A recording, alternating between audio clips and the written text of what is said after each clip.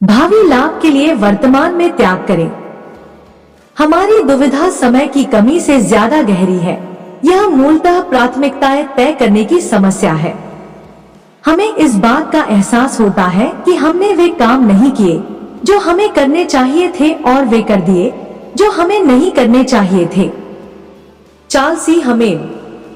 समय के मामले में हम सभी के पास विकल्प होता है। हम चाहें तो इसका दुरुपयोग कर सकते हैं, हम चाहें तो इसका सदुपयोग कर सकते हैं। हम चाहें तो वर्तमान पल को मौजमस्ती में बर्बाद कर सकते हैं। हम चाहें तो वर्तमान पल को सुनहरे भविष्य की सीढ़ी बना सकते हैं। हम चाहें तो आलस में आकर न्यूनतम काम करके अधिकतम आराम कर सकते हैं। हम चाहें तो कर्मठता से अधिकतम काम करके अपने समय का निवेश कर सकते हैं। हर सफल व्यक्ति भावी लाभ के लिए वर्तमान समय का निवेश करता है।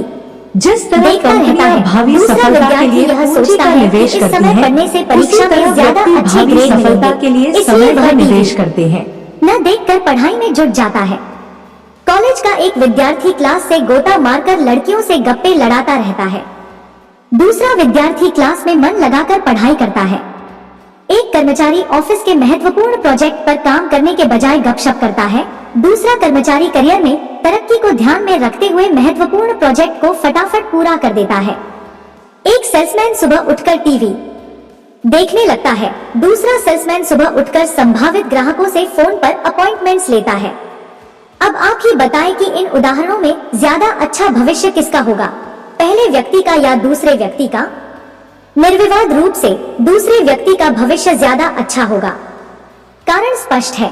हर उदाहरण में पहला व्यक्ति क्षणिक सुख में उलझकर अपना समय बर्बाद कर रहा है, जबकि दूसरा व्यक्ति भावी सफलता के लिए क्षणिक सुख का त्याग कर रहा है।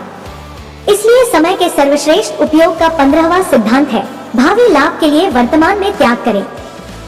इसका एक उदाहरण देखें। एक जापानी कंपनी कैलिफोर्निया में योसेमाइट नेशनल पार्क का प्रबंधन संभालना चाहती थी। अमेरिका वालों ने उस कंपनी से बिजनेस प्लान पेश करने को कहा। उन्हें उम्मीद थी कि वे 1-2 साल का बिजनेस प्लान पेश करेंगे, लेकिन जब जापानी कंपनी ने 250 साल का बिजनेस प्लान पेश किया तो अमेरिका वालों के होश उड़ गए।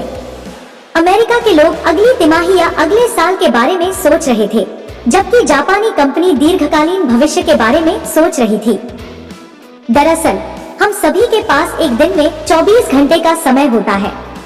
मुकेश अंबानी के पास भी और छगनलाल के पास भी। अहम सवाल तो यह है कि आप उस समय में क्या करने का विकल्प चुनते हैं। यह इस बात से तय होता है कि आपके लिए क्या महत्वपूर्ण है, क्षणिक सुख या भावी सफलता। किसी बच्चे के लिए खेलना कूदना महत्वपूर्ण है, इसलिए वह 6 घंटे तक पतंग उड़ाता है और 4 घंटे तक टीवी देखता है। दूसरे बच्चे के लिए कक्षा में अव्वल आना महत्वपूर्ण होता है, इसलिए वह 10 घंटे पढ़ता है। इसी तरह एक सेल्समैन क्षणिक सुख की खातिर टीवी पर क्रिकेट मैच देखता रहता है, जबकि दूसरे सेल्समैन के लिए भविष्य का दीर्घकालीन आनंद महत्वपूर्ण होता है, इसलिए वह वर्तमान समय का जमकर दोहन करता है।